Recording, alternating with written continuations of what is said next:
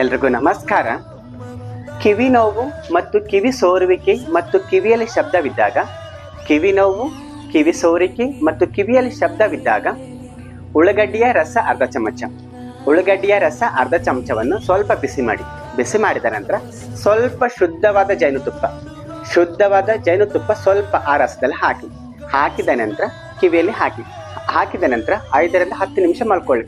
ಇದೇ ರೀತಿ ನೀವು ದಿನದಲ್ಲಿ 2 ಅಥವಾ 3 ಸಾರಿ ಮಾಡುತ್ತಾ ಬಂದಲ್ಲಿ, ಮುಂಜಾನೆ ಮಧ್ಯಾಹ್ನ ಸಾಯಂಕಾಲ ಮಾಡುತ್ತಾ ಬಂದಲ್ಲಿ, 2 ದಿವಸ ಅಥವಾ 3 ದಿವಸ 3 ಟೈಮ್ ನೀವು ಮಾಡುತ್ತಾ ಬಂದಲ್ಲಿ 100% ನಿಮ್ಮ ಕಿವಿ ನೋವು ಕಡಿಮೆ ಆಗುತ್ತೆ ಮತ್ತು ಕಿವಿ ಸೋರಿಕೆ ಕಡಿಮೆ ಆಗುತ್ತೆ ಮತ್ತು ಕಿವಿಯಲ್ಲಿ ಶಬ್ದ ಬರುತ್ತೆ ಕೆಲವೊಬ್ಬರಿಗೆ, ಆ ಶಬ್ದ ಕೂಡ ಕಡಿಮೆ ಆಗುತ್ತೆ.